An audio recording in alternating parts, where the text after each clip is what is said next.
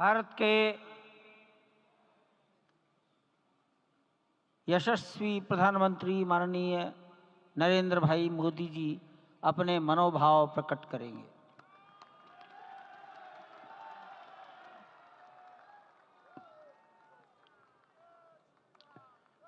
सियावर रामचंद्र की जय। सियावर रामचंद्र की जय। श्रद्धेय मंच, सभी संत एवं ऋषिगण, यहाँ उपस्थित और विश्व के कोने कोने में हम सबसे साथ जुड़े हुए सभी राम भक्त, आप सबको प्रणाम, आप सबको राम राम।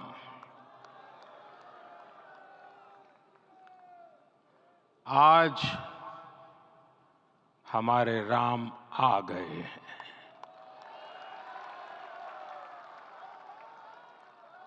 सदियों की प्रतीक्षा के बाद हमारे राम आ गए हैं।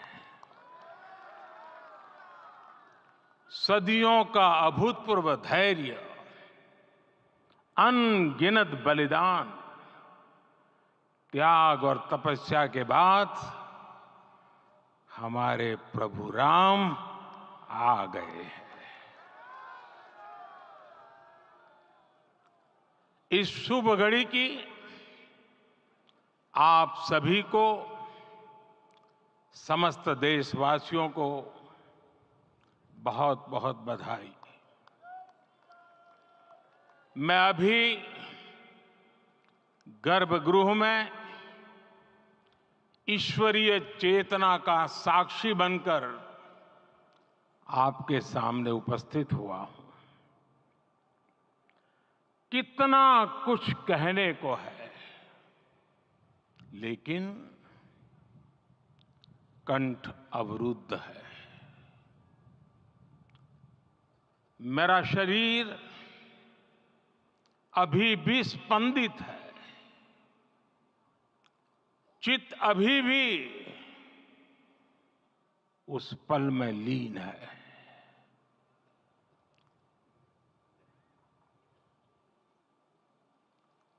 हमारे रामलला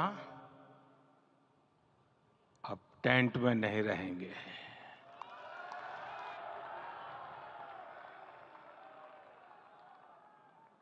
हमारे रामलला अब इस दिव्य मंदिर में रहेंगे। मेरा पक्का विश्वास है, अपार श्रद्धा है कि जो घटित हुआ है, इसकी अनुभूति देश के, विश्व के कोने कोने में राम भक्तों को हो रही होगी। ये क्षण अलौकिक है, ये पल पवित्रतम है। ये माहौल, ये वातावरण, ये ऊर्जा, ये घड़ी प्रभु श्री राम का हम सब पर आशीर्वाद है।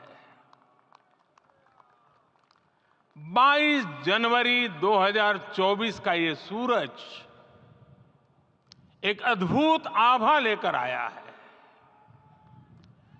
22 जनवरी 2024 ये कैलेंडर पर लिखी एक तारीख नहीं, ये एक नए काल चक्र का उद्गम है।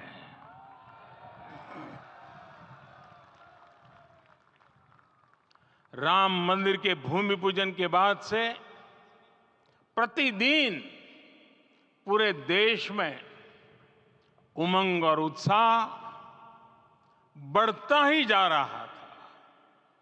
निर्माण कार्य देख देशवासियों में हर दिन एक नया विश्वास पैदा हो रहा था। आज हमें सदियों के उस धैर्य की धरोहर मिली है। आज हमें श्री राम का मंदिर मिला है। गुलामी की मानसिकता को तोड़कर उठ खड़ा हो राष्ट्र, अतीत के हर दंश से हौसला लेता हुआ राष्ट्र ऐसे ही नव इतिहास का सृजन करता है। आज से 1000 साल बाद भी लोग आज की इस तारीख की, आज के इस पल की चर्चा करेंगे।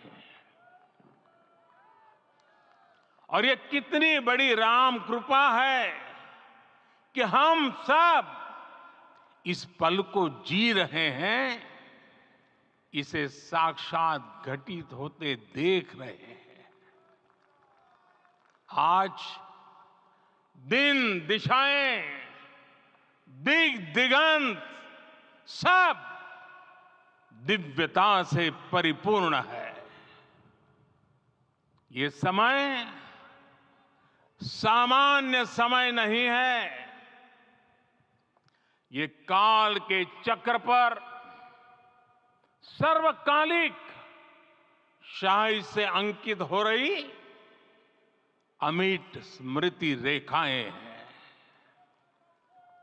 साथियों, हम सब जानते हैं कि जहां राम का काम होता है, वहां पवन पुत्र हनुमान अवश्य विराजमान होते हैं। इसलिए मैं राम भक्त हनुमान और हनुमान गढ़ी को भी प्रणाम करता हूं। मैं माता जानकी, लक्ष्मण जी, भरत, शत्रुघ्न सबको नमन करता हूं। मैं पावन अयोध्यापुरी और पावन सरयू को भी प्रणाम करता हूं। मैं इस पल दैवीय अनुभव कर रहा हूं कि जिनके आशीर्वाद से ये महान कार्य पूरा हुआ है। वे दिव्य आत्माएं, वे दैवीय विभूतियां भी इस समय हमारे आसपास उपस्थित है। मैं इन सभी दिव्य चेतनाओं को भी कृतज्ञता पूर्वक नमन करता हूं। मैं आज प्रभु श्री राम से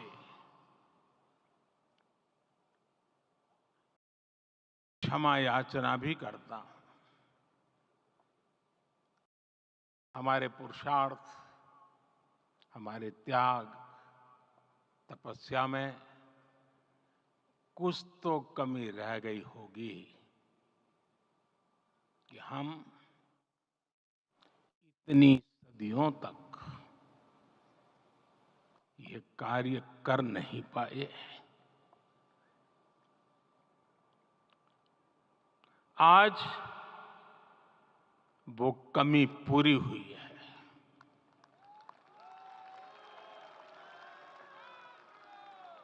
मुझे विश्वास है प्रभु राम आज हमें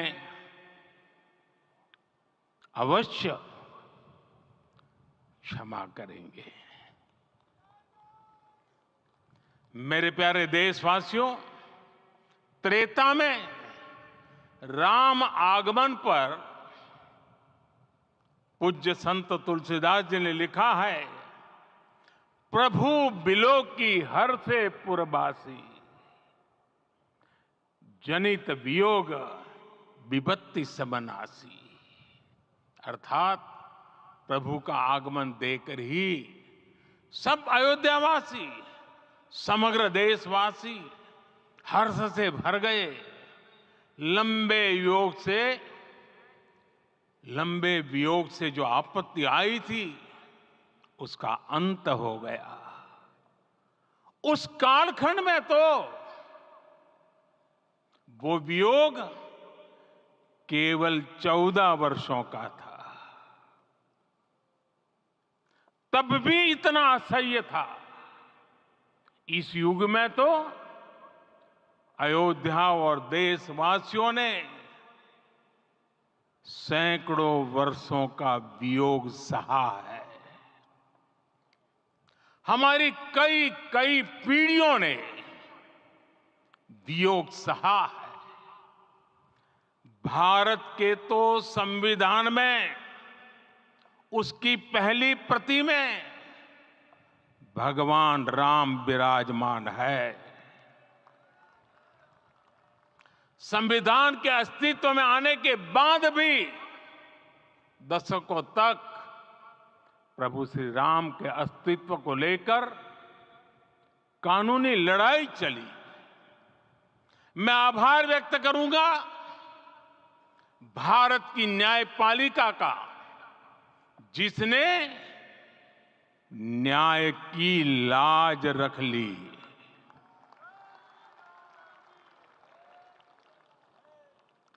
न्याय के पर्याय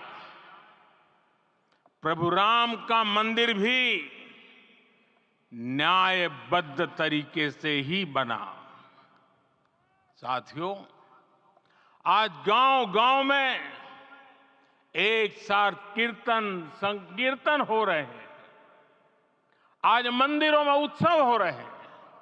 स्वच्छता अभियान चलाए जा रहे हैं। पूरा देश आज दीपावली मना रहा है। आज शाम घर घर राम ज्योति प्रज्वलित करने की तैयारी है। कल मैं श्री राम के आशीर्वाद से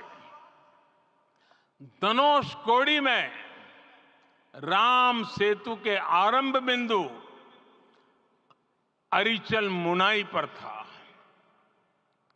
जिस घड़ी प्रभु राम समुद्र पार करने निकले थे, वो एक पल था जिसने काल चक्र को बदला था। उस भावमय पल को महसूस करने का मेरा ये विनम्र प्रयास था। वहां पर मैंने पुष्प वंदना की। वहां मेरे भीतर एक विश्वास जगा कि जैसे उस समय काल चक्र बदला था, उसी तरह अब काल चक्र फिर बदलेगा और शुभ दिशा में बढ़ेगा। अपने 11 दिन के व्रत अनुष्ठान के दौरान मैंने उन स्थानों का चरण स्पर्श करने का प्रयास किया जहां प्रभु राम के चरण पड़े थे। चाहे वो नासिक का पंचवटी धाम हो, केरला का पवित्र त्रिपायर मंदिर हो, आंध्र प्रदेश में लेपाक्षी हो, श्रीरंगम में रंगनाथ स्वामी मंदिर हो, रामेश्वरम में श्री रामनाथ स्वामी मंदिर हो, या फिर धनुषकोडी। मेरा सौभाग्य है कि इसी पुनीत पवित्र भाव के साथ मुझे सागर से सरयू तक की यात्रा का अवसर मिला। सागर से सरयू तक हर जगह राम नाम का वही उत्सव भाव छाया हुआ है। प्रभु राम तो भारत की आत्मा के कण कण से जुड़े हुए हैं। राम भारतवासियों के अंतर मन में विराजे हुए हैं। हम भारत में कहीं भी किसी की अंतरात्मा को छुएंगे तो इस एकत्व की अनुभूति होगी और यही भाव सब जगह मिलेगा। इससे उत्कृष्ट, इससे अधिक देश को समायोजित करने वाला सूत्र और क्या हो सकता है। मेरे प्यारे देशवासियों, मुझे देश के कोने कोने में अलग अलग भाषाओं में रामायण सुनने का अवसर मिला है, लेकिन विशेषकर पिछले 11 दिनों में रामायण अलग अलग भाषा में अलग राज्यों से मुझे विशेष रूप से सुनने का मौका मिला। राम को परिभाषित करते हुए ऋषियों ने कहा है, रमन्ते यस्मिन् इति रामः, अर्थात जिसमें रम जाए वही राम है। राम लोक की स्मृतियों में, पर्वत से लेकर परंपराओं में सर्वत्र समाये हुए हैं। हर युग में लोगों ने राम को जिया है। हर युग में लोगों ने अपने अपने शब्दों में अपनी अपनी तरह से राम को अभिव्यक्त किया है और ये राम रस जीवन प्रवाह की तरह निरंतर बहता रहता है। प्राचीन काल से भारत के हर कोने के लोग राम रस का आचमन करते रहे हैं। राम कथा असीम है और रामायण भी अनंत है। राम के आदर्श, राम के मूल्य, राम की शिक्षाएं सब जगह एक समान है। प्रिय देशवासियों, आज इस ऐतिहासिक समय में देश उन व्यक्तित्वों को भी याद कर रहा है जिनके कार्य और समर्पण की वजह से आज हम ये शुभ दिन देख रहे हैं। राम के इस काम में कितने ही लोगों ने त्याग और तपस्या की पराकाष्ठा करके दिखाई है। उन अनगिनत राम भक्तों के, उन अनगिनत कार सेवकों के और उन अनगिनत संत महात्माओं के हम सब ऋणी हैं।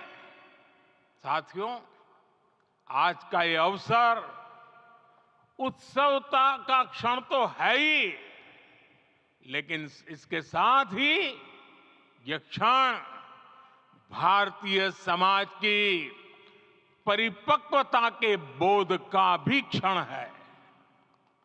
हमारे लिए ये अवसर सिर्फ विजय का नहीं, विनय का भी है।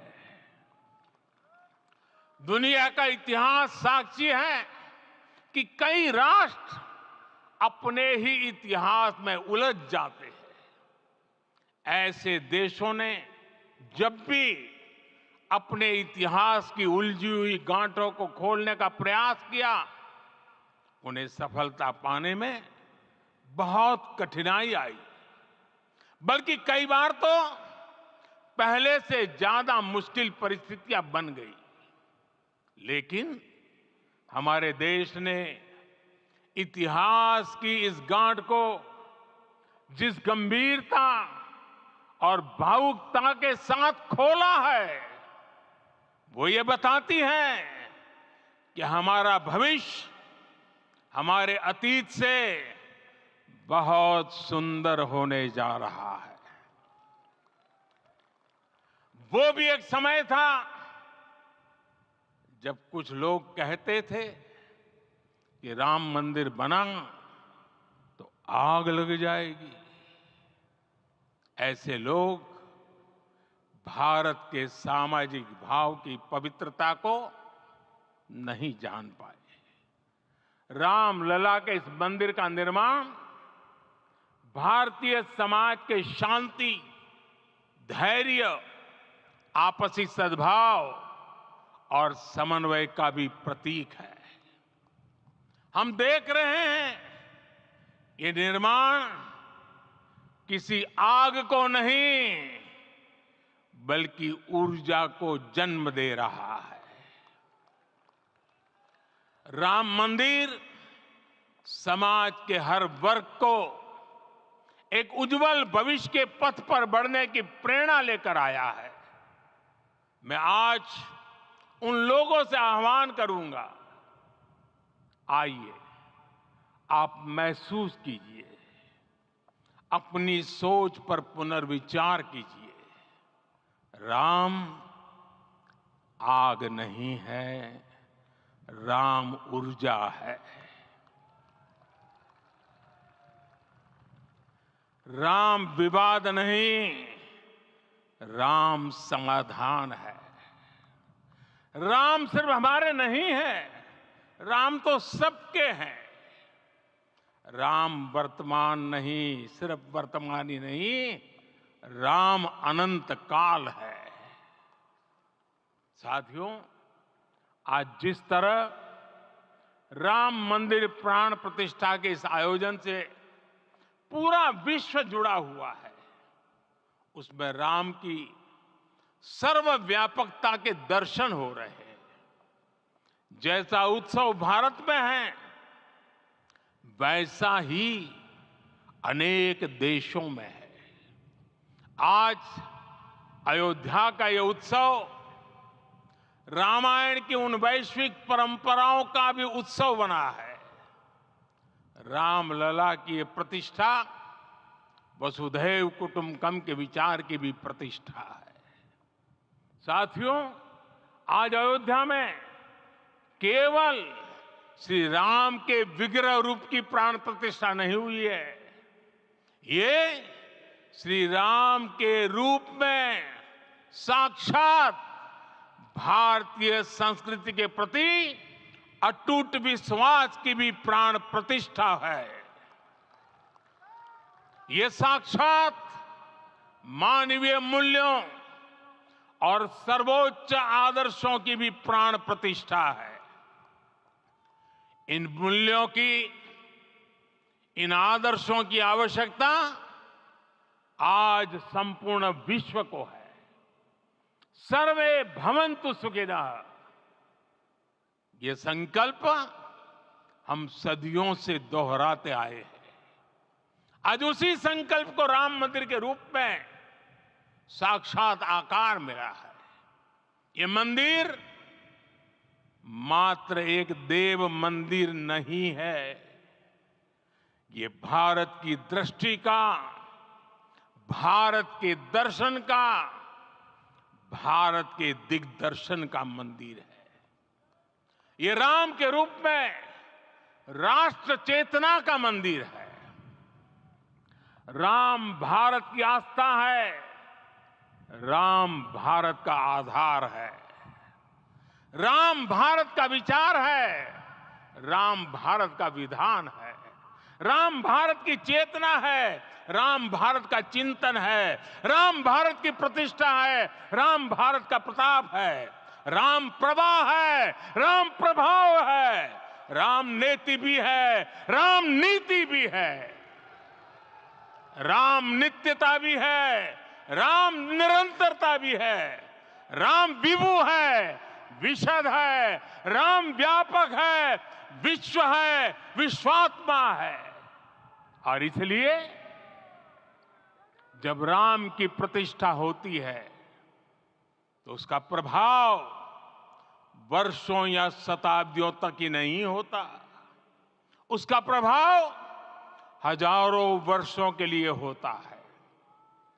महर्षि वाल्मीकि ने कहा है, राज्यम 10 सहस्त्राणि प्राप्य वर्षाणि राघव, अर्थात राम 10,000 वर्षों के लिए राज्य पर प्रतिष्ठित हुए, यानी हजारों वर्षों के लिए राम राज्य स्थापित हुआ। जब त्रेता में राम आए थे तब हजारों वर्षों के लिए राम राज्य की स्थापना हुई थी। हजारों वर्षों तक राम विश्व पथ प्रदर्शन करते रहे थे। और इसलिए मेरे प्यारे देशवासियों, आज अयोध्या भूमि हम सभी से, प्रत्येक राम भक्त से, प्रत्येक भारतीय से कुछ सवाल कर रही है। श्री राम का भव्य मंदिर तो बन गया, अब आगे क्या? सदियों का इंतजार तो खत्म हो गया, अब आगे क्या? आज के इस अवसर पर जो दैव जो दैवीय आत्माएं हमें आशीर्वाद देने के लिए उपस्थित हुई हैं, हमें देख रही हैं, उन्हें क्या हम ऐसे ही विदा करेंगे? नहीं, कदापि नहीं। आज मैं पूरे पवित्र मन से महसूस कर रहा हूं कि काल चक्र बदल रहा है। ये सुखद संयोग है कि हमारी पीढ़ी को एक कालजयी पथ के शिल्पकार के रूप में चुना गया है।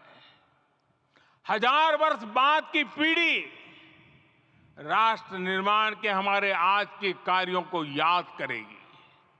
इसलिए मैं कहता हूं, यही समय है, सही समय है। हमें आज से, इस पवित्र समय से अगले 1000 साल के भारत की नींव रखनी है। मंदिर निर्माण से आगे बढ़कर अब हमें सभी देशवासी यहीं इस पल से समर्थ, सक्षम, भव्य, दिव्य भारत के निर्माण की सौगंध लेते हैं।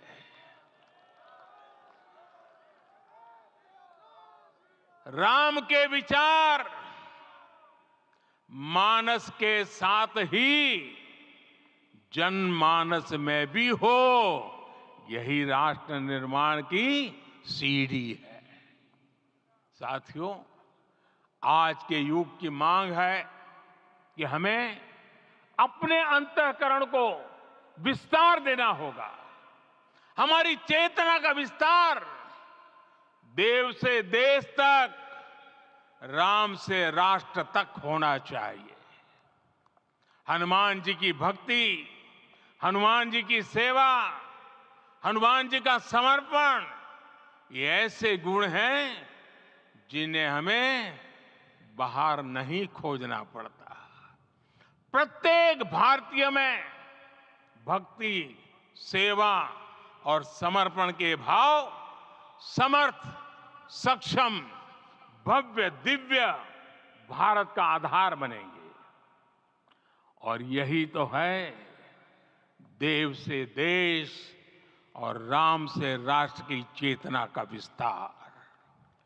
दूर सुदूर जंगल में, कुटिया में जीवन गुजारने वाली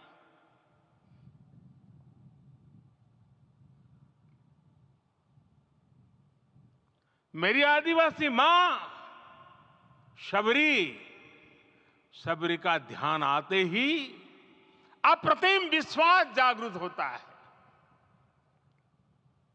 मां शबरी तो कब से कहती थी, राम आएंगे।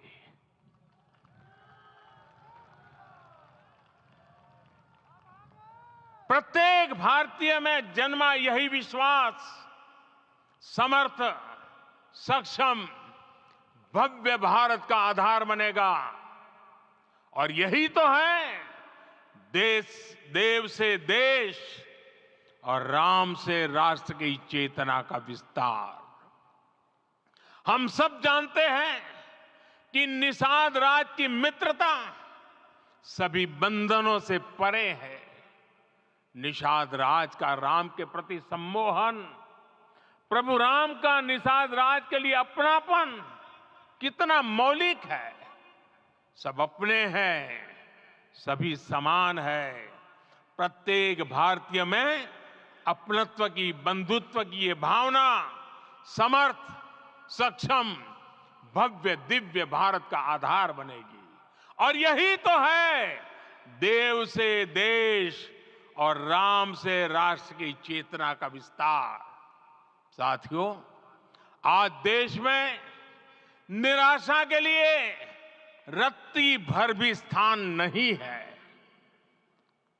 मैं तो बहुत सामान्य हूं, मैं तो बहुत छोटा हूं। अगर कोई ये सोचता है तो उसे गिलहरी के योगदान को याद करना चाहिए। गिलहरी का स्मरण ही हमें हमारी इस हिचक को दूर करेगा, हमें सिखाएगा कि छोटे बड़े हर प्रयास की अपनी ताकत होती है, अपना योगदान होता है। और सबके प्रयास की यही भावना समर्थ, सक्षम, भव्य, दिव्य भारत का आधार बनेगी। और यही तो देव से देश और राम से राष्ट्र की चेतना का विस्तार। साथियों, लंकापति रावण प्रकांड ज्ञानी थे, अपार शक्ति के धनी थे, लेकिन जटायु जी की मूल्य निष्ठा देखिए। वे महाबली रावण से भिड़ गए। उन्हें भी पता था कि वो रावण को परास्त नहीं कर पाएंगे, लेकिन फिर भी उन्होंने रावण को चुनौती दी। कर्तव्य की यही पराकाष्ठा समर्थ, सक्षम, भव्य, दिव्य भारत का आधार है। और यही तो है देव से देश और राम से राष्ट्र की चेतना का विस्तार। आइए हम संकल्प लें कि राष्ट्र निर्माण के लिए हम अपने जीवन का पल पल लगा देंगे। राम काज से राष्ट्र काज, समय का पल पल, शरीर का कण कण राम समर्पण को राष्ट्र समर्पण के ध्येय से जोड़ देंगे। मेरे देशवासियों, प्रभु श्री राम की हमारी पूजा विशेष होनी चाहिए। ये पूजा स्व से ऊपर उठ करके समष्टि के लिए होनी चाहिए। ये पूजा अहम से उठकर वयम के लिए होनी चाहिए। प्रभु को जो भोग चढ़ेगा वो विकसित भारत के लिए हमारे परिश्रम की पराकाष्ठा का प्रसाद भी होगा। हमें नित्य पराक्रम, पुरुषार्थ, समर्पण का प्रसाद प्रभु राम को चढ़ाना होगा। इनसे नित्य प्रभु राम की पूजा करनी होगी, तब हम भारत को वैभवशाली और विकसित बना पाएंगे। मेरे प्यारे देशवासियों, ये भारत के विकास का अमृत काल है। आज भारत युवा शक्ति की पूंजी से भरा हुआ है, ऊर्जा से भरा हुआ है। ऐसी सकारात्मक परिस्थितियां फिर न जाने कितने समय बाद बनेगी। हमें अब चूकना नहीं है, हमें अब बैठना नहीं है। मैं अपने देश के युवाओं से कहूंगा, आपके सामने हजारों वर्ष की परंपरा की प्रेरणा है। आप भारत की उस पीढ़ी का प्रतिनिधित्व करते हैं जो चांद पर तिरंगा लहरा रही है। वो 15 लाख किलोमीटर की यात्रा करके सूर्य के पास जाकर मिशन आदित्य को सफल बना रही है। जो आसमान में तेजस और सागर में विक्रांत का परचम लहरा रही है। अपनी विरासत पर गर्व करते हुए आपको भारत का नव प्रभात लिखना है। परंपरा की पवित्रता और आधुनिकता की अनंतता दोनों ही पथ पर चलते हुए भारत समृद्धि के लक्ष्य तक पहुंचेगा। मेरे साथियों, आने वाला समय अब सफलता का है। आने वाला समय अब सिद्धि का है। ये भव्य राम मंदिर साक्षी बनेगा भारत के उत्कर्ष का, भारत के उदय का। ये भव्य राम मंदिर साक्षी बनेगा भव्य भारत के अभ्युदय का, विकसित भारत का। ये मंदिर सिखाता है कि अगर लक्ष्य सत्य प्रमाणित हो, अगर लक्ष्य सामूहिकता और संगठित शक्ति से जन्मा हो, तब उस लक्ष्य को प्राप्त करना असंभव नहीं है। ये भारत का समय है और भारत अब आगे बढ़ने वाला है। शताब्दियों की प्रतीक्षा के बाद हम यहां पहुंचे हैं। हम सब ने इस युग का, इस कालखंड का इंतजार किया है। अब हम रुकेंगे नहीं, हम विकास की ऊंचाई पर जाकर ही रहेंगे। इसी भाव के साथ रामलला के चरणों में प्रणाम करते हुए आप सभी को बहुत बहुत शुभकामनाएं। सभी संतों के चरणों में मेरे प्रणाम। सियावर रामचंद्र की, सियावर रामचंद्र की, सियावर रामचंद्र की।